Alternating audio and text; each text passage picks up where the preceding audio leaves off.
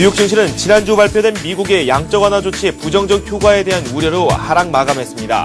다우지수는 0.53% 내렸습니다. 유럽 증시는 아일랜드 등 일부 국가들의 재정위기 우려가 부각됐지만 바클레이즈와 에르메스 등 주요 기업들의 실적 개선으로 상승 마감했습니다. 이날 12월 인도분 WTI는 전 거래일 대비 34센트 내린 배럴당 86달러 72센트의 장을 마쳤습니다. 미국의 9월 신규 일자리가 전월 대비 5.3% 줄어든 293만 개로 조사됐습니다. 두 달 연속 감소세로 전문직과 서비스업 일자리가 급감한 반면 제조업과 교육 및 건설 부문 일자리는 늘었습니다.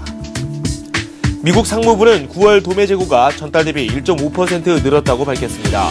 연말을 앞두고 기업들이 재고를 쌓고 있는 것으로 풀이됩니다. 경기 회복 기대로 미국의 10월 소기업 경기 전망이 지난 5개월간 가장 긍정적인 것으로 나타났습니다. 미국 자영업자 연맹은 지난달 소기업 낙관 지수가 91.7로 전망치를 상회했다고 밝혔습니다.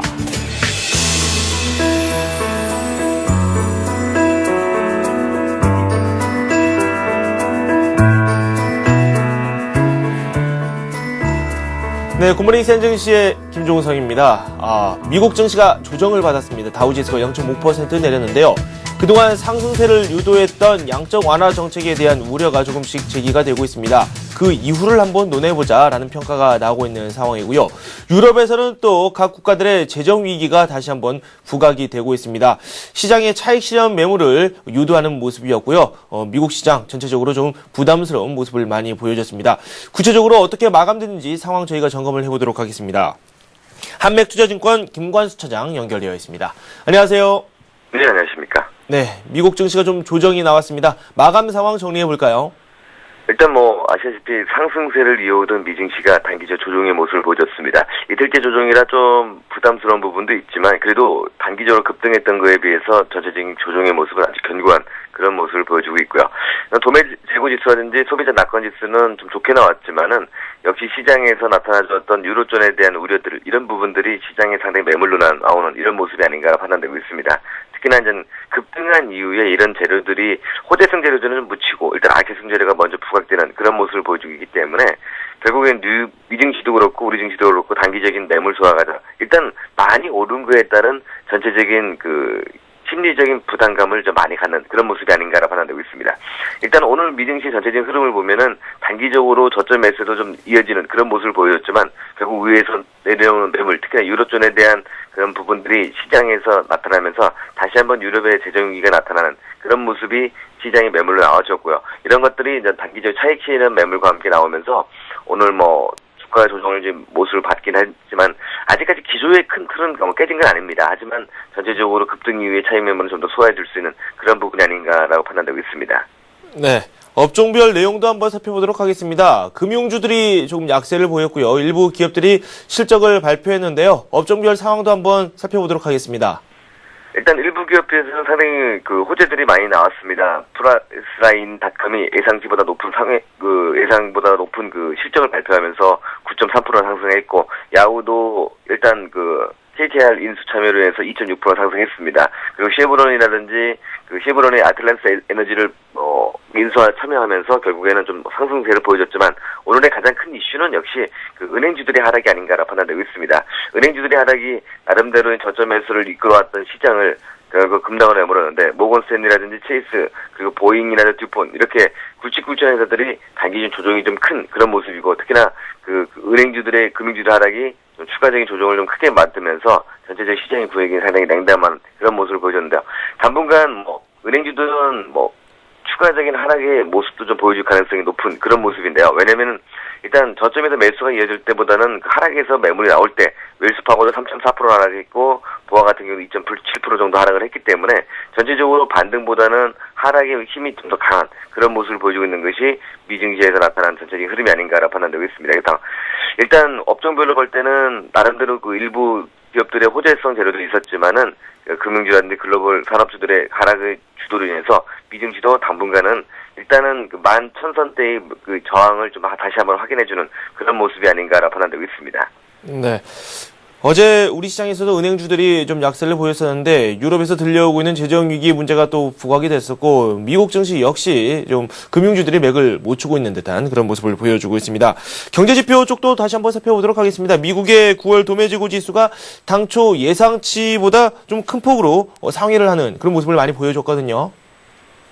일단은 나름대로의 도매 재고 지수라는 것은 뭐냐면 시장에서의 전체적인 흐름에서 예상치보다 상당히 높게 나왔습니다. 9개월째 증가를 보여주고 있고, 네. 홀리데이 시즌 앞두고 도매재고 지수가 상당히 좀 증가하는 그런 모습을 보여줬는데, 이런 재료들이 시장에서는 좀 강한 저점 매수를 보여주지 못하는 그런 모습을 보여줬습니다. 예상치보다 상당히 좀 높게 나오는 그런 모습을 보였죠. 당초는 0.7% 상승세를 보여줄 것이다라고 전문가들이 예측을 했지만은 1.5% 상승으로 예상치보다 상당히 높게 나오는 그런 모습을 보여주고 있습니다. 그래서 도매재고가 높다는 것은 그만큼 시장에서 물량을 좀 재고를 많이 쌓아놓고 있다는 거죠. 홀리데이 시즌에 그렇죠. 많이 판매될 걸 예상해서 네. 많이 만들어왔다는 부분이기 때문에 이런 부분들이 시장에서는 상당히 긍정적인 재료로 시장에 압박을 할 수 있었던 상승 랠리를 이끌어줄 수 있는 재료였지만은 결국에는 이번 장세에는 그런 모습을 보이지 못하고 호재성 재료들이 일단 묻히는 그런 모습을 보여준 것이 아닌가라고 판단되고 있습니다. 네.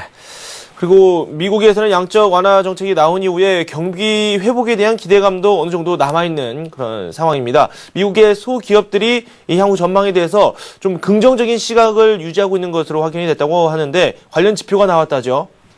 네, 이번에 소기업 낙관지수가 5개월 최고치를 보여주었습니다. 소기업 기업 경기가 5개월 이래 가장 긍정적인 그런 모습을 보여주는데요.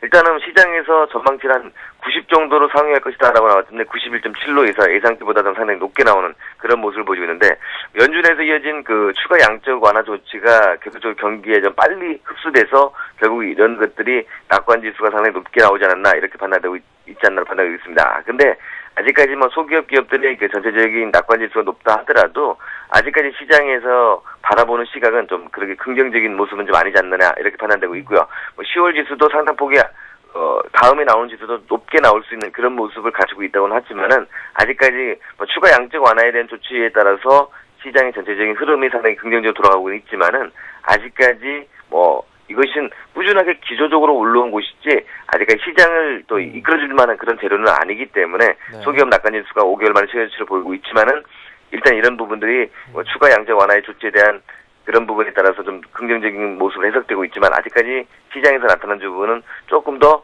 꾸준한 성장세가 좀 이어져야 시장의 전체적인 흐름이 좋아질 수 있다. 이런 부분이 시장이 좀 팽배한 그런 모습이 아닌가 판단되고 있습니다. 네, 경기가 좀 살아나기 위해서는 소비가 좀 늘어야 될 텐데 소비가 또 늘어나기 위해서는 또 고용이 늘어나야 되겠죠. 하지만 미국의 고용 지표 좀 좋지 않게 나왔어요. 일단 도매가재고 지수라든지 소기업 낙관지수가 일단 전체적으로 좋게 나왔지만 네. 시장에서 가장 큰 이슈는 여전히 일자리가 아닌가라고 판단되고 있습니다. 그래서 양적 완화를 추가적으로 집행하는 이유 중에 하나도 일자리 창출을 위한 전체적인 흐름이 아닌가. 일단 경기는 좋아지고 있다고 경제는 회복되고 있다고 하지만 가장 중요한 건 일자리가 보고 있습니다. 이 일자리가 창출이 돼야 또 실업률이 감소를 해야 결국에는 주택시장도 좀 활성화될 수 있고 또 소비시장도 좀 활성화될 수 있는데 오늘 신규 일자리가 2달 연속 감소세를 보였다는 이런 부분들이 나오면서 시장은 상당히 좀 냉담한 반응이 아닌가로 판단되고 있습니다. 미증시에서 좀 가장 중요한 지표 중에 하나가 소비 지표와 이 고용 지표가 아닌가로 판단되고 있습니다. 이 고용 지표가 전체적으로 시장이 차지하는 비중이 상당히 큰데 이 고용 지표들이 전체적으로 지금 나오는 고용 지표라든지 이런 부분들이 계속적으로 안 좋은 그런 모습을 보여주고 있거든요. 일단 이런 부분들이 시장에서 보여주는 취약한 시장 형태를 좀 보여주고 있고요. 또 고용시장 및 향후 몇 년간 그리고 내년에도 어느 정도는 고용시장이 좀 회복되지 않겠느냐라고 보고 있지만은 내년에도 거의 9%대의 실업률은 계속 유지할 것이다. 이런 부분이 나오고 있기 때문에 오늘 나온 신규 일자리가 2달 연속 감소했다는 이런 부분들이 시장에는 낙관지수라든지 도매재고지수보다는 더 파급력이 큰 그런 모습을 보여준 것이 아닌가라고 판단되고 있습니다. 네. 그리고 폴 볼커 경제회복 자문위원장이 세계 경제 불균형이 우려스럽다 이런 이야기를 했다고 하는데 구체적인 내용 살펴보도록 할까요? 폴 볼커가 아시다시피 경제 회복 자문위원장입니다. 근데 지금 시장에서 나타난 부분들이 이런 세계 불균형의 우려가 여전하다 이런 부분들은 이제 환율 문제와 상당히 직결되는 그런 모습이 아닌가 판단되고 있습니다. 요즘 우리가 목요일부터 G2N의 정상회의가 이어지고 있는데 가장 핵심 중에 하나가 바로 무역 불균형과 그리고 환율인데요. 이 환율 문제가 계속적으로 시장에서 나타나고 있기 때문에 이 환율을 압박하기 위해서는 그 환율이 어느 정도는 안정세를 취해야 되고 또 국제 공조가 좀 이어져야 되는데 아직까지 중국의 입장이 모호하기 때문에 이런 부분들을 압박하기 위해서 계속적으로 나타나는 그런 립서비스용 멘트가 아닌가라는 판단이 있습니다. 지금 시장의 전체적인 흐름이 상승 추세에 놓여져 있지만 앞으로 그 환율에 대한 부분들이 시장에 상당히 좀 억압할 수 있는 그런 부분을 만들었기 때문에 폴 보코 경제회복 자문위원장도 결국 이 환율 문제에 따라서 세계 불균형의 우려가 여전하다는 이런 부분들도 결국 환율에 대한 시사를 좀 더 구체적으로 하는 그런 모습이 아닌가라고 판단되고 있습니다. 네, 경제 회복이 아직까지는 좀 불안전한 모습을 보이고 있고 이게 또 세계 경제 불균형으로 표현이 되고 있다. 이런 뜻으로 확인이 가능한 부분이 아닐까라는 생각이 듭니다. 유로존 쪽 소식을 한번 전해드려야 될 것 같은데요. 또 아일랜드와 포르투갈 쪽에서 조금은 경제에서 적신호가 현재 관측이 되고 있다라는 이야기가 나오고 있습니다. 피치가 이에 대한 내용을 또 발표를 했거든요. 구체적인 내용 살펴볼까요? 일단 오늘 전체적으로 시장에서 그 매물이 나온 것이 결국 이 유럽의 위기가 심화된 하나의 원인가라고 판단되고 있습니다. 네. CDS라고 해서 투자자분들도 아시는 분들은 많이 아시겠지만은 CDS 금리가 상당히 좀 높아지는 급등을 경고했습니다. CDS 금리라는 것은 말 그대로 시장의 그 디폴트 위험에 대한 척도라고 볼 수 있는데 그것이 상당히 높아졌기 때문에 아일랜드와 포르투갈에 대한 CDS 금리가 상당히 급등을 했습니다. 그래서 이런 부분들이 유럽의 재정위기가 다시 한번 불거지는 것이 아니냐. 특히나 포르투갈의 국제 입주를 앞둔 시점에서 이런 부분이 나와 있기 때문에 결국 유로존의 재정위기가 다시 나타날 수 있다라는 이런 부분들이 유럽 증시를 상당히 좀 밀리게 나는 모습을 보여줬는데요. 유럽 증시 같은 경우는 상당히 이제 기업의 영국, 프랑스, 독일 전체적으로 저점에서는 들어오긴 했지만은 결국 이런 부분들이 시장에서 나타난 부분들은 당연히 좋지 않은 그런 모습이 나타나고 있고 특히나 유럽의 재정 위기가 다시 한번 더 시장을 좀 얼룩지게 할 수 있는 그런 모습을 보여주고 있어서 유럽도 당분간은 계속적으로 추가적으로 상승한다 하더라도 제한적인 상승이 계속적으로 받아들일 수 있는 그런 부분이 높기 때문에 서둘러서 매매하는 것보다는 미증시 의 흐름을 좀 보고 유럽 증시는 당분간은 조금 어려운 그런 부분이고요. 특히나 유로달러 시장에서 유로달러가 상당히 좀 또 다시 강세의 모습을 좀 보여주고 있는 그런 모습을 보여주고 있기 때문에 전체적인 시장에서의 움직임은 유로 정도 당분간은 추가적인 급등보다는 좀 흔들리는 그런 모습을 보여줄 수 있는 가능성이 높지 않나 이렇게 보여주고 있습니다. 네, 말씀을 들어보니까 유럽 쪽 분위기가 좀 심상치 않은 것 같은데 그래도 주가 흐름 자체는 괜찮게 나왔습니다. 기업들의 실적이 좀 주가를 밀어 올리는 그런 모습을 많이 보여줬는데요. 유럽 증시 마감 상황도 정리해 보도록 하죠. 일단 영국은 0.43% 상승했고 프랑스라든지 독일도 좀 상승세의 모습을 보여줬습니다. 근데 이것이 이제 미국 증시가 하락하기 전에 끝났기 때문에 결국 유럽 증시는 상승 마감을 좀 하는 그런 모습을 보여줬는데요. 당분간 미 증시의 후행적인 모습을 보여주고 있는 것이 유럽 증시 모습이 아닌가라 판단되고 있습니다. 그래서 기업 실적이라든지 아니면 달러의 강세에도 불구하고 자원개발주들이 좀 상승세를 보여주면서 또 영국 같은 경우는 제조업 생산이 5개월째 상승세를 보여주면서 전체적인 매수가 들어오긴 했습니다. 하지만 이런 부분들이 이제 미증시가 하락으로 반전되기 전에 플러스권에 있을 때 전체적인 흐름이 유럽 증시에 그대로 미쳤기 때문에 결국 유럽 증시 상승했다고 해서 또 전체적인 흐름이 좋아졌다 이거보다는 결국 유럽 증시도 미증시의 후행적인 모습을 보여줄 수밖에 없는 그런 모습이기 때문에 특히나 CDS 금리의 급등이란 자체는 디폴트에 대한 위험을 좀 척도하는 그런 부분이기 때문에 결국 유럽 증시도 단기적으로 오늘 반등했다 하더라도 추가적인 조정에 대한 그런 가능성이 상당히 높다 이렇게 판단되고 있고 미 증시도 전체적으로 하락을 했기 때문에 미 증시나 유럽 증시나 글로벌 증시 같은 경우는 좀 더 매물에 대한 압박감을 좀 더 받을 수 있는 그런 위치에 놓여 있다라고 판단되고 있습니다. 네.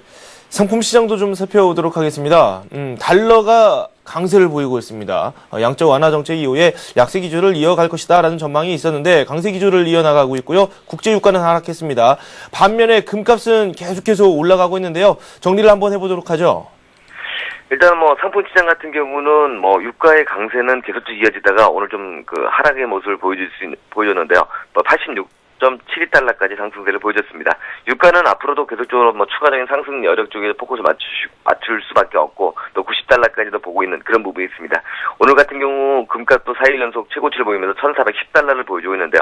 일단 달러 강세에도 불구하고 왜 이렇게 금값 같은 경우 강세를 보여줬느냐? 유럽의 재정위기가 발생한 유럽의 CDS가 급등을 하면서 유럽의 재정 위기에 대한 부담감이 상당히 커졌습니다. 그래서 안전자산의 계속적인 매수 집중이 이어지면서 결국에는 그 시장 전체적인 흐름에서 상품 시장의 가격들이 좀 같이 강세를 보여준 것이 아닌가 이렇게 판단되고 있습니다.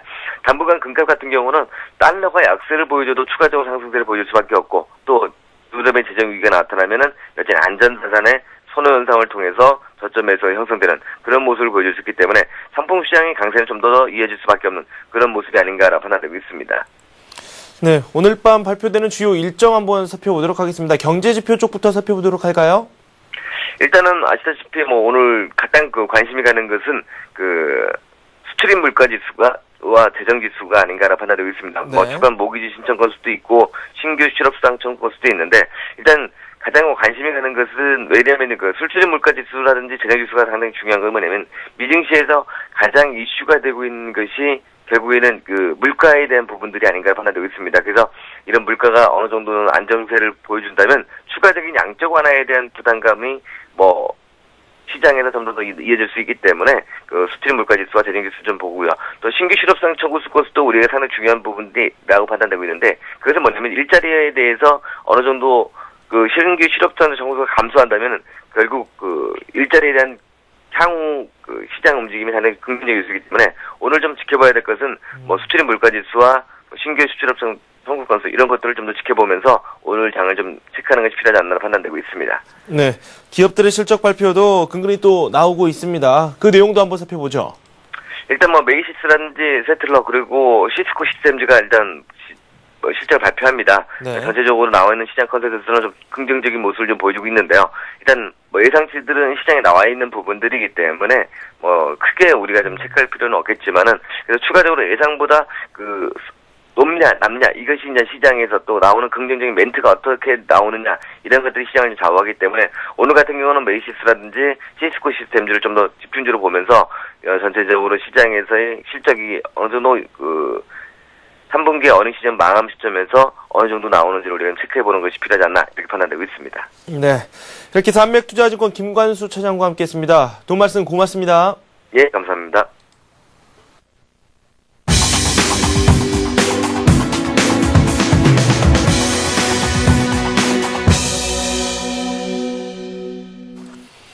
네, 오늘의 센 전략 시간입니다. 이트레이드 증권 이프로팀의 김병수 실장과 함께합니다. 안녕하세요. 네, 안녕하십니까. 어제 장 초반만 하더라도 엎치락 뒤치락 정말 정신이 없었습니다. 후반부에 그래도 상승으로 마감이 됐는데 시장 자체가 이렇게 연중 최고치를 경신을 하고 있지만 약간은 불안한 모습을 보여주고 있거든요.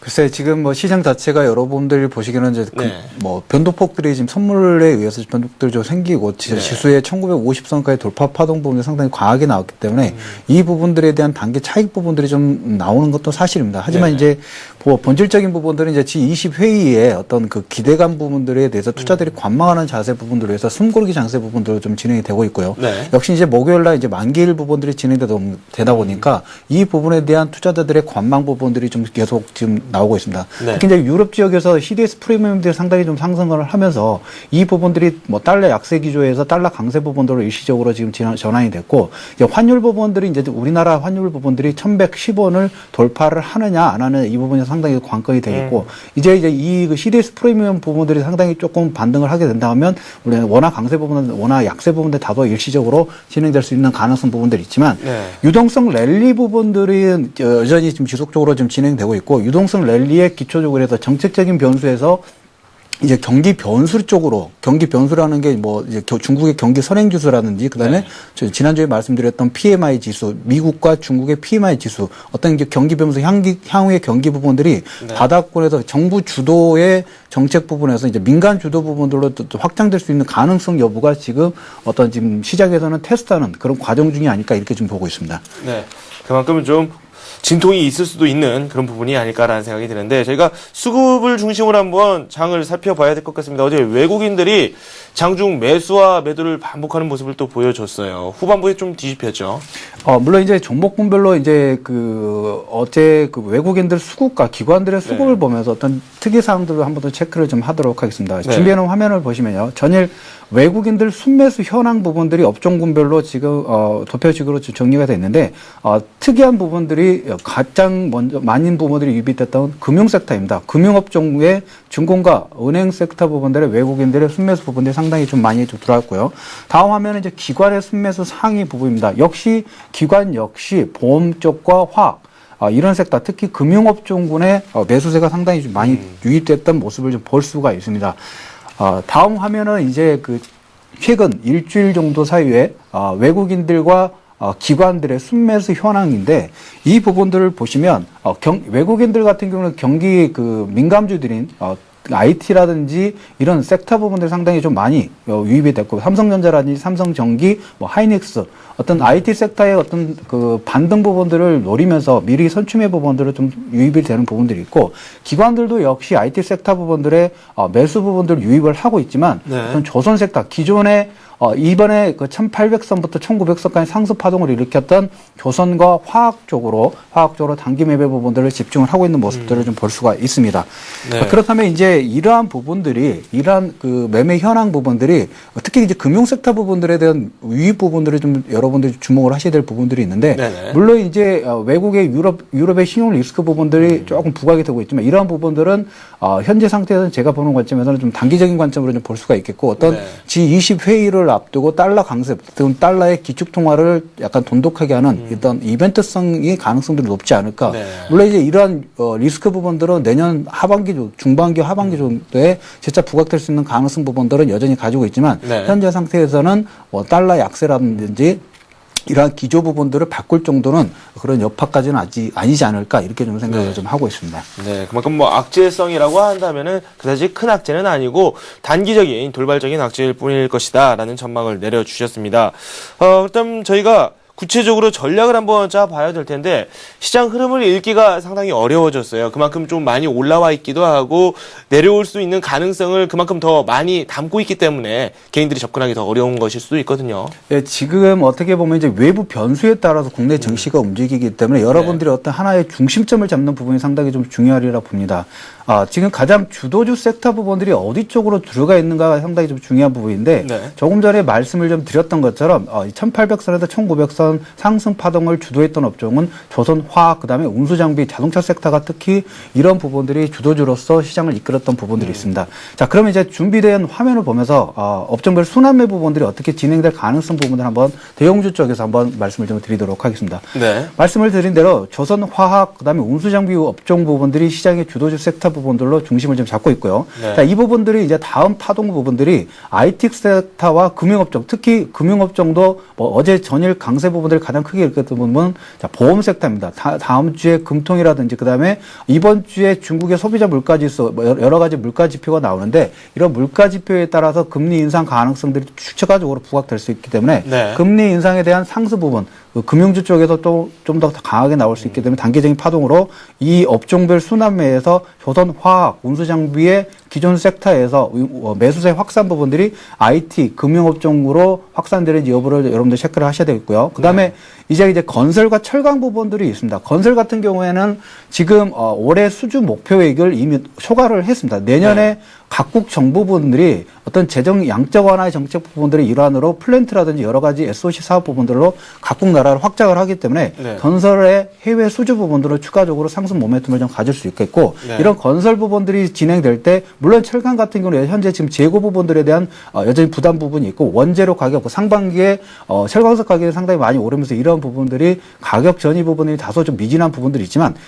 현재 상태에서는 지금 4분기부터는 원재료 부분들이 저가의 철광석 부분들이 공급이 되기 때문에 이러한 부분들은 원가 마진 부분들이 개선될 수 있는 상황들이 상당히 좀 여지가 있기 때문에 IT 섹터와 그다음에 금융업종, 은행, 증권, 보험, 특히 보험 쪽이라든 이런 단기적인 부분과 그다음에 중장기적으로 터닝 부분들이 가능한 건설과 철강 쪽에 이런 대표 종목군들도 바닥권에서 한번 접근 가능한 권이라고 말씀을 드릴 수 있겠습니다. 네, 뭐 보험이라든지 뭐 금융 쪽으로는 단기적으로 말씀을 해 주셨는데 이 단기라고 한다면 그만큼 수익률에 있어서도 좀 폭을 작게 가져갈 수밖에 없을 것 같아요. 그만큼 대응도 빠르게 해야 될 것 같은데 어느 선에 저희가 기준을 놓고 한번 접근하는 게 좋을까요? 일단 보험 섹터 같은 경우에는 뭐 지금 여러 가지 매매 형태 부분들로 좀 보셔야 되는데 보험 섹터 같은 경우에는 일단 금통위라든지 그다음에 중국의 물가지수 부분들을 대외적인 변수에 따라서 움직이는 섹터이기 때문에 일단 그 부분들을 가장 먼저 체크를 하셔야 될 부분이겠고 그다음에 이제 은행과 증권 부분들 특히 은행 섹터 같은 경우는 지금 여러 가지 뭐 신한주주라든지 여러 가지 문제 때문에 좀 하락 부분들이 좀 진행된 부분들이 좀 있습니다. 하지만 이제 전일 이제 KB금융부터 해서 이제 살짝 소폭 반등폭들이 지금 나오고 있고요. 그다음에 이제 증권 섹터 부분들을 보셔야 될 부분이 지금 지수가 1950선을 돌파를 하고 지금 잠깐 숨고르기 부분들을 좀 진행을 하고 있습니다. 이제 기관들이 여전히 매도를 하고 있고 개인들이 시장에 얼마나 빨리 유입이 되느냐가 상당히 좀 관건인데 지금 증권 섹터 같은 경우에도 보면 거래 대금 부분들이 아직까지 좀 미진한 폭들이 좀 있습니다. 하지만 ELS라든지 랩 어카운트 쪽으로 해서 증권 업종 뭐 대우증권이라든지 그다음에 뭐 이런 대표 종목군들은 영업이익 부분들이 거의 10% 정도에 근접을 하는 이런 우수한 영업 부분들을 진행을 하고 있기 때문에 뭐 펀더멘털적으로는 상당히 부담 가는 가격대는 아니다. 그러면 이제 지수가 지난주에 말씀을 드렸던 것처럼 우리나라 시가총액 부분들에 대한 업그레이드 부분이 1000조 이상이 지금 넘어갔는데 영업이익이 2007년 대비 2010년 정도가 지금 57조에서 약 거의 100조, 거의 한 100% 정도의 수익 부분들이 오버될 수가 있습니다. 단순 비교를 하더라도 예전에 2007년도에 2000선을 넘었다 하면 지금 1950선이라는 가격 부분이 뭐 퍼 상태도 10회 이하이기 때문에 상당히 이제 저평가 메리트 부분들 있다. 그러면 지수 상승에 따라서 증권 섹터도 추가 반등 부분들이 이루어질 수 있겠고요. 그다음에 건설주 또한 내년에 상반기 SOC 사업에 대한 확장 부분들이 진행될 수 있기 때문에 이러한 부분들은 뭐 어떤 최근의 상승폭보다는 저가 매수 부분들로 충분히 유입 가능성이 있고 가장 중요한 부분들은 여러분이 보셔야 될 부분이 이번 달과 다음 달에 나오는 이제 경기 지표 부분, 특히 중국의 경기 선행 지수가 터닝하는지 이 여부에 따라서 IT 섹터의 추가 반등 여부도 가능하다. 이 부분이 가장 중요한 체크 포인트가 아닐까 이렇게 말씀을 좀 드리도록 하겠습니다. 그러면 그 가능성을 염두를 해 둔다면은 이 분할 매수 관점에서 일단 재료가 나오기 전에 일부를 매수를 해보고 그 이후에 한번 더 접근을 해보는 게 더 낫지 않을까요? 지금 현재 시점에서는 어떤 물량 부분들을 뭐 대량 들어가는 것보다 지속적으로 뭐 하이닉스라든지 LG 디스플레이, 그다음에 삼성전자 이런 종목군들은 물량 부분들이 이런 터닝 부분들이 나올 때는 이미 주식 부분도 일부 반영이 될 수 있기 때문에 지금은 최소한 분할 매수로 계속 모아가는 전략 부분들이 유효하다고 이렇게 보고 있습니다. 조정 시에 조금씩 모아가는 게 필요한 그렇습니다. 거죠. 네, 알겠습니다. 말씀을 한번 들어봤고요. 수급 쪽에서 저희가 잠깐 빠뜨린 부분이 있어서 그 부분을 좀 체크를 해봐야 될 것 같습니다. 투신권의 매물이 계속해서 나오고 있어요. 뭐 이제는 정말 익숙합니다. 펀드 환매 물량이라는 표현을 상당히 많이 쓰고 있는데 이게 또 시장에 좀 부담이 되는 건 마찬가지인 것 같아요. 상승폭을 제약하는 요인이기도 하고요. 근데 뭐 이제까지 이제 통계적으로 보시면 기관들이라든지 특히 투신권에서 펀드 환매 부분들은 뭐 조금 전에 말씀해 주신 것처럼 뭐 작년 초반부터 어떤 하나의 트렌드 부분으로 있습니다. 하지만 이 부분이 시장의 그 추세 부분들을 뜬다는 그런 위치보다는 일시적인 하락 파동 부분들을 만들었지만 이 부분들은 거의 이제 그 외국인들의 수급 현황을 보면 외국인들은 작년 3월부터 지속적으로 우리나라 현물 부분들을 매수를 하고 있고 기관들은 현물을 매도를 하고 있죠. 이 물량을 외국인들이 전체적으로 다 받아주고 있고 가장 중요한 부분이 자 원화 강세 부분들의 트렌드입니다. 원화 강세 부분들에 따라서 외국인들은 물론 주가 차익 부분도 볼 수가 있지만 환차익 부분도 염두에 두면서 배팅 부분들이 좀 들어오기 때문에 기관들의 매도 부분들은 그렇게 크게 신경 쓸 부분들은 아니다. 단지 외국인들의 현물 매수세 부분들이 최소 3천억에서 5천억 정도의 매도 부분들이 3일에서 일주일 정도 나올 경우에는 여러분들이 좀 유의를 하시고 그 외의 경우에는 매수세가 유입된다 할 경우에는 현재 트렌드 부분들은 그대로 유지를 하시면서 상승 쪽으로 배팅을 하셔도 되지 않을까 이렇게 말씀을 드리도록 하겠습니다. 네, 뭐 작은 테마 쪽으로도 살짝 여쭙도록 하겠습니다. 시장에서 뭐 내용은 작지만 그래도 투자자들이 많이 노렸던 부분이 바로 중국 관련주인데 지금 중국 관련주 쪽으로 기류가 좀 심상치 않게 흐르고 있어요. 뭐 중국 원양 자원을 필두로 해서 뭐 어제까지도 상당히 좀 부진한 흐름이 나왔거든요. 뭐 이 부분이 좀 또 한 번 다시 차이나 디스카운트를 부각시킬 수 있는 그런 요인이지 않을까라는 생각이 드는데 그 부분에 대해서는 어떻게 생각하세요? 중국 관련주 같은 경우에는 그 중국의 정책 부분들은 내수 소비 확대라는 큰 틀은 여전히 유지합니다. 하지만 이제 종목군별로 상당히 가파르게 30에서 한 50% 정도 상승 부분이 나왔고 한 종목 같은 경우는 지금 유상증자 부분들이 얘기가 나오면서 뭐 하한가라는 상당히 가파르게 좀 진행된 부분들이 좀 있습니다. 이런 개별주 테마주 쪽으로 보지 마시고 큰 종목군들이 있습니다. 아모레퍼시픽이라든지 웅진코이 이런 종목군들 락앤락 같은 경우에도 지난주에 말씀을 좀 드렸던 종목군인데 네. 눌림목 매수 부분들, 중국 소비 부분들은 어떤 단기적인 테마 부분, 물론 이제 개별 테마 부분들은 상승폭들이 상당히 컸기 때문에 이 부분에 대한 조정폭이 가능하지만 이런 대형주 쪽으로는 여전히 눌림목 매매 부분들이 좀 접근이 가능하다. 그래서 대표 종목군으로 여러분이 보셔야 될 부분들은 아모레퍼시픽과 웅진 코웨이, 그다음에 락앤락 이런 대표 종목군들을 보시면서 중국의 내수 소비 확대에 수혜를 받는 종목군들의 방향성 부분들을 가늠하셔도 되지 않을까 이렇게 좀 말씀을 좀 드리도록 하겠습니다. 네, 뭐 국내에 상장된 그런 중국 기업들도 있겠지만은 일단은 직접적으로 중국과 간접적이라도 관련이 있는 국내 대형주를 중심으로 한번 살펴보자라는 말씀을 해주셨습니다. 우리 증시 그래도 지금 상승 쪽으로 좀 생각을 하고 계시는 게 좀 강한 것 같아요. 그렇게 보면요. 우리 증시 이번 주에 또 옵션 만기일이 기다리고 있는데 이게 또 어느 정도 변수가 되지 않을까라는 생각이 드는데 그 부분은 어떻게 생각하세요? 글쎄요, 지금 옵션 만기일의 변수보다는 네. G20회의가 뭐 대부분의 글로벌 투자가들이 보는 방향이 네. 글로벌 유동성 부분들은 이미 결정이 됐고요. 환율 네. 관련된 부분들에 대해서 어떤 세부 전략 부분, 논의 부분들이 어떤 방향성을 가질까가 상당히 크게 지금 주목을 지금 받는 부분이 좀 있습니다.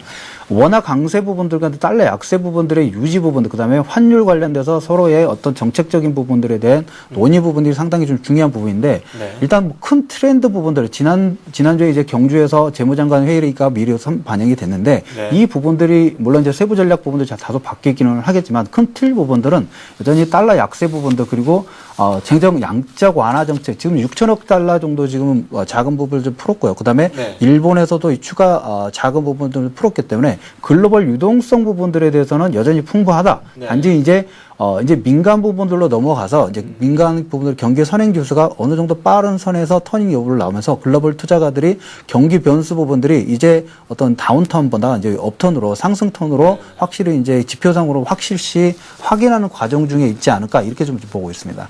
네. 저희가 말씀을 나누다 보니까 벌써 시간이 이렇게 됐네요. 오늘의 관심 종목 마지막으로 좀 살펴보도록 하겠습니다. 대표 종목군으로 지금 업종군별로 대형주 쪽으로 좀 말씀을 좀 드렸는데, 네. 대형주 쪽으로는 여전히 섹터별로 지금 양호한 종목군들이 상당히 좀 많이 있습니다. 그렇기 때문에 대형주 쪽에서 말씀을 드린 것도 오늘 금일 관심 종목은 약간 중소형주지만 기술력 부분들에서 좀 부각될 수 있는 와이설이라는 종목군을 말씀을 좀 드리도록 하겠습니다. 네. 다른 무엇보다 지금 스마트폰 시장 부분을 해서 스마트폰이라는 갤럭시 탭 아이패드가 지금 나오는데 이러한 제품 부분들에서 신호에 걸러주는 이런 제품을 만들고 좀 있습니다. 그러면 스마트폰 갤럭시 판매 부분들도 좀 증가를 하고 있고요. 삼성전기에서 분산 회사이기 때문에 네. 소필터라든지 두펠력서 휴대폰 통신에 필요한 여러 가지 신호 부분들을 특정 주판수만 골라주고 그다음에 DMB라든지 GPS 이런 어플리케이션 부분들 당연히 들어가야 되는 필수 부품들을 생산을 하고 있는 와이소를 금요일은 관심 종목으로 말씀을 좀 드리도록 하겠습니다. 네. 현재 지금 화면을 보시면서 매매 기준이라든지 그다음에 목표가 부분들을 좀 말씀을 좀 드리도록 하겠습니다. 네. 1차 지금 상장주 최근에 9월 달에 주가가 부분이 신규 상장된 종목인데 DMB라든지 여러 와이파이 부분들의 필수 부품이라고 말씀을 좀 드렸습니다. 스마트폰 시장이라든지 그다음에 갤럭시 탭 이런 어떤 DMB 이런 기본적인 모바일 쪽에 들어가는 기본 필수 부품이기 때문에 이러한 판매 부분들이 증가되면 될수록 이 와이솔의 매출 부분들은 재차 업그레이드 될 가능성이 상당히 높기 때문에 네. 지금 전일 종가는 8,970원 정도 마무리가 좀 됐습니다. 네. 매수가는 현재 가격 정도 선에서 말씀을 좀 드리겠고요. 목표가는 10,000원 선 미만 정도 9,900원 선까지 목표가를 제시를 해드리겠고 네. 손저가는 8,400원 정도로 설정을 해드리도록 하겠습니다. 네, 와이솔에 대한 말씀 들어봤습니다. 목표가로 9,900원 선을 제시해 주셨습니다. 지금까지 이트레이드 증권 2프로팀의 김병수 실장과 함께했습니다. 고맙습니다. 네, 감사합니다.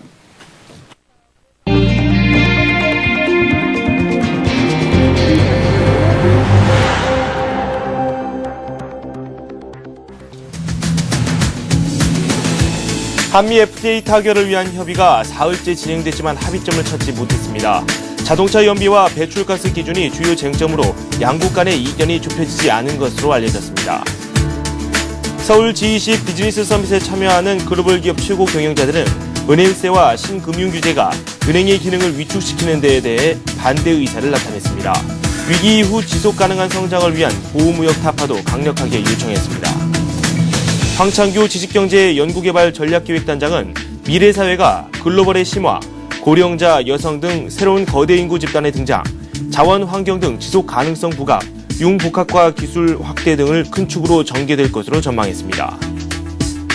지난 9월부터 국내 이동통신 3사가 3세대 통신망을 이용한 데이터 무제한 서비스를 도입하면서 망 확대에도 불구하고 와이파이의 입지가 점차 좁아지고 있는 것으로 나타났습니다. 세종시의 민간 택지 아파트 건립 사업에서 땅값 인하를 요구하는 등 소극적인 모습을 보이고 있는 건설업계가 세종시의 공공시설 입찰에서는 치열한 경쟁을 벌이고 있습니다. 네, 서울경제신문의 윤홍우 기자 자리에 함께합니다. 안녕하세요. 안녕하세요. 네, 먼저 한미 FTA에 대한 소식을 한번 전해 듣도록 하겠습니다. 자동차 부분을 놓고 협상이 상당히 좀 길어지고 있네요. 네, 사실상 어제 타결될 것으로 기대됐던 한미 FTA 통상장관 협의가 오늘 다시 열립니다. 김종훈 통상교섭본부장과 론 커크 미 무역대표부 대표는 FTA 쟁점을 해결하기 위한 이틀째 협의를 어제까지 가졌는데요. 네. 핵심 쟁점인 자동차 분야 세부 사항에서 합의점을 찾지 못하고 타결에 실패했습니다. 네. 최석영 외교통상부 FTA 교섭 대표는 브리핑에서 미국 측이 자동차 연비와 배출가스 기준에 대해 우려를 제기했다고 말해서 네. 이 부분이 협상의 최대 걸림돌임을 시사했습니다. 우리나라는 현재 미국의 소규모 자동차 제작사에 대해서는 배출가스 기준을 완화해 줄 것을 검토하고 있는 것으로 알려졌지만 네. 미국은 추가적인 요구를 하고 있는 것으로 보입니다. 양측은 통상장관 협의에서 우리나라의 자동차 안전기준과 연비, 배기가스 등 환경 기준을 완화해달라는 미국 측의 요구를 일부 수용하고 미국은 자국산 쇠고기 수입 확대를 우리나라에 요구하지 않기로 큰 틀에서 합의의 가닥은 잡았습니다. 네. 특히 쇠고기에 대한 문제는 어제도 논의하지 않았다고 밝힘에 따라서 소고기 수입 전면 개방의 가능성은 상당히 낮아 보입니다. 네, 쇠고기 분야에 있어서는 크게 손을 대지 않았다라고 밝혔다고 하는데 일단은 자동차 쪽에서는 변화가 불가피하기 때문에 기존의 수정 불가 입장도 분명히 있긴 있었거든요. 그렇기 때문에 좀 논란이 있을 것 같은데 어떻게 생각하세요? 네, 그렇습니다. 이번 FTA 논의는 시작 자체가 미국의 요구로 시작이 됐고 네. 한국은 수세적인 입장에서 자동차와 관련된 미국의 요구를 상당 부분 수용했다는 점에서 협의 결과를 놓고 논란이 불가피해 보입니다. 정부는 이번 논의에서 미국이 강력히 요구했던 소고기 수입 개방 확대를 막았고 자동차 관련 내용도 일방적인 양보라기보다는 조정이라고 규정하고 있지만 일각에서는 미국의 요구를 받아들임으로써 앞서 체결한 한미 FTA에서 이뤘던 협약이 훼손된 불만족스러운 회의라는 그런 비판도 나오고 있습니다. 네. G10 정상회의 분위기가 슬슬 달아오르고 있습니다. 이제 구체적인 일정이 시작이 될 텐데 비즈니스 서밋을 시작으로 많은 여러 가지 행사가 펼쳐지게 되죠. 글로벌 CEO들이 보호무역주의 타파라든지 여러 가지 의견을 또 내놨다고 하는데 종합을 한번 해보도록 할까요? 네, 그렇습니다. 이제 G20에 앞서서 열린 서울 G20 비즈니스 서밋에서 글로벌 CEO들이 다양한 의견들을 내놨습니다. 서울 G20 비즈니스 서밋에 참여하는 글로벌 기업 최고 경영자들은 세계 금융위기 이후 지속 가능한 성장을 위해서 보호 무역 타파를 강력히 요구했는데요. 네. 이 CEO 120명이 어제 서울 광진구 쉐라톤 워커힐 호텔에서 기자 간담회를 갖고 이 같은 내용의 비즈니스 기업인 보고서를 발표했습니다. 글로벌 CEO들은 확산되고 있는 보호무역주의에 특히 강력한 경고를 보냈는데 무역 확대를 위해 보호무역주의를 적어도 금융위기 이전 수준으로 되돌리고 향후 보호무역주의 및 무역 제한 조치를 저지해야 한다고 밝혔습니다. 네. 이번 회의에 참가한 기업들은 현재 또 교착 상태에 빠진 도하 개발 라운드를 내년까지 타결지어야 하며 이를 위해 G20 정상들이 이 문제에 대해서 직접 개입할 것을 촉구했습니다. 네. 아울러 신자본 규제, 바젤3라고 불리는 이 규제에서 상대적으로 신용도가 높은 무역금융은 예외로 해야 하며 무역과 투자 문제를 G20 회의에서 영구 의제화해야 한다고 제안했습니다. 네. 미래를 준비하는 이 각국들의 노력도 열심히 펼쳐지고 있죠. 우리나라도 예외가 아닌데요. 황창규 R&D 기획단장이 또 미래 청사진을 제시했다고 합니다. 여러 가지 키워드들을 한번 제시를 해줬는데요. 저희가 분석을 좀 내려보도록 하겠습니다. 예, 황창규 R&D 지식단장은 사실상 그 삼성전자에서 황해 법칙으로 유명했던 분인데요. 네네. 어제 그 세계 5대 기술 강국으로 우리나라가 도약하기 위한 대한민국 미래 기술 청사진을 제시했습니다. 네. 황 단장은 미래 사회는 글로벌화 심화, 고령자 여성 등 신흥 거대 인구 집단의 부상, 또 자원, 환경의 지속 가능성에 대한 위협, 융복합화, 기숙할대 등 4개의 트렌드가 지배하게 될 것이라고 전망했습니다. 황 단장은 또 이런 미래 세상에서 한국은 주력 산업의 고도화와 신기술의 거대 산업화라는 두 축의 전략을 통해 국민소득 4만 달러, 세계 5대 기술 강국으로 도약할 수 있을 것이라고 말했는데요. 그가 제시한 주력 산업 고도화 품목에는 원전 플랜트, 고속철도, 고부가가치 선박, 전기자동차, 스마트 그리드, 실감형 스마트 TV, 개인 정보기기, 모바일 반도체, 차세대 디스플레이 등이 포함됩니다. 또 신기술 산업화 품목으로는 서비스 로봇이나 탄소 기반 소재, 온라인 모바일 게임, 천연 의약물, 가정용 의료기기 등이 포함되는 것으로 보입니다. 황 단장은 각 산업별로 구체적인 전략을 수립해서 내년 상반기 중에 이를 조금 더 구체화해서 다시 발표할 계획입니다. 황 단장은 마지막으로 한 말에서 한국이 시장을 선도하기 위해서는 기술, 제품, 서비스를 함께 제공하는 토탈 솔루션을 지렛대 삼아서 세상에 하나밖에 존재하지 않는 존재로 인류가 가진 문제를 가장 독창적이고 효과적으로 해결한다는 더 원 전략을 펼쳐야 한다고 강조했습니다. 네. 그리고 스마트폰들이 잇따라 출시가 되면서 많은 분들께서 스마트폰 하나씩 마련을 하고 계십니다. 스마트폰을 이용하면서 인터넷을 많이들 사용을 하시는데 인터넷을 사용하는데도 또 여러 가지 방법이 있죠. 3G망을 이용한다든지 와이파이망을 이용한다든지 이런 방법이 있는데 이 와이파이망을 좀 각 통신사들이 많이 확충을 하고 있는데 실질적으로 이용률도 좀 떨어지고 오히려 더 3G망을 더 많이 사용하고 있다고 해요. 네, 그렇습니다. 지난 9월부터 SK텔레콤, KT, LG, U+ 등이 모두 3세대 통신망을 이용한 데이터 무제한 서비스를 도입하면서 사실상 이 무선랜 와이파이의 존재가 조금 유명무실해지고 있습니다.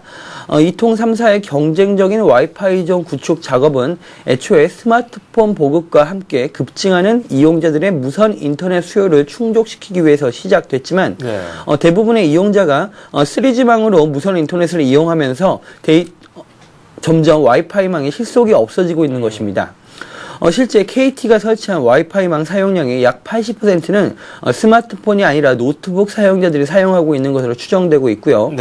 SK텔레콤 역시 3G망과 와이파이를 이용한 데이터 통신 이용량 비율이 6대4로 노트북 이용자까지 감안하면 와이파이 이용이 스마트폰에서는 그리 많지 않다는 분석입니다.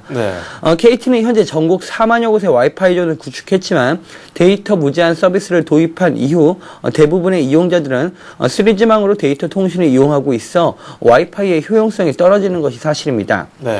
지난달 기준으로 이통 3사가 구축한 와이파이존은 KT가 3만 9천여 곳, SK텔레콤이 1만 3천여 곳, LG U+가 2천여 곳으로 총 5만 4천여 곳에 달하는데요. 이것은 거의 전 세계적으로 미국에 비해서 두 번째로 많은 수치입니다. 또 상대적으로 물량이 적은 SK텔레콤과 LG U+가 올해 대규모로 와이파이 존을 확충할 예정인데 실제로 어느 정도나 효용이 있을지가 조금 우려가 제기되고 있습니다.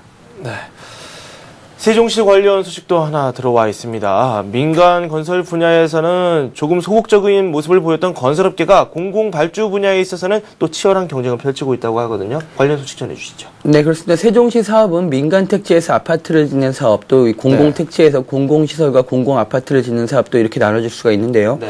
민간 택지 아파트 건립 사업에서는 땅값을 좀 깎아달라 이런 식으로 소극적인 모습을 보이는 건설업계가 공공시설 발주 시장에서는 상당히 치열한 경쟁을 벌이고 있습니다. 어제 세종시 천마을 복합 커뮤니티 센터 입찰이 마감이 됐는데요. 국내 대형 건설사들로 구성된 총 7개의 컨소시엄이 경쟁을 벌이고 있습니다. 이 사업은 세종시 천마을 아파트 입주민의 편의를 위해서 그 천마을 아파트 안에 초중고등학교, 주민센터, 보건소 등 12개의 공공편의시설을 집적화해서 만드는 사업인데요. 공사 금액은 약 750억이고 또 천마을의 상징성에 맞게 공공건축물 중에서는 국내 최초로 에너지 제로형 건축물이 도입됩니다. 입찰 마감 결과 10대 대형 건설사 가운데 대우건설, SK건설, 롯데건설을 제외한 모든 건설사들이 주관사 혹은 참여사 자격으로 참여했고 중견 건설사들도 최근에는 모두 세종시 공공발주 물량에 올인하고 있는 것으로 나타났습니다. 건설업계가 이처럼 세종시 공공 발주 물량에 뛰어드는 것은 올해부터 또 내년까지도 공공공사 발주 물량이 전체적으로 크게 줄어드는 가운데 주택사업 경기도 여전히 불확실하기 때문인데요. 세종시 공사의 경우 확실한 유동성을 확보할 수 있고 또 상징성, 기업의 이미지 제고 이런 역할들이 있기 때문에 상당히 많은 기업들이 뛰어드는 것으로 보입니다. 네, 그러니까 뭐 주택 사업에 있어서는 큰 수익을 거두기 힘들다는 걸 알기 때문에 공공 부문으로 한번 눈을 돌리고 있다. 이런 뜻으로 해석이 가능한 부분이겠죠. 네, 지금까지 서울경제신문 부동산부의 윤홍훈 기자와 함께했습니다. 고맙습니다. 감사합니다. 네, 굿모닝 센정시 저희가 준비한 소식은 여기까지입니다. 저는 출발 센정시에서 우리 정치 출발 사항과 함께 투자 전략까지 소개를 해드리겠습니다. 저는 출발 센정시에서 다시 찾아뵙겠습니다.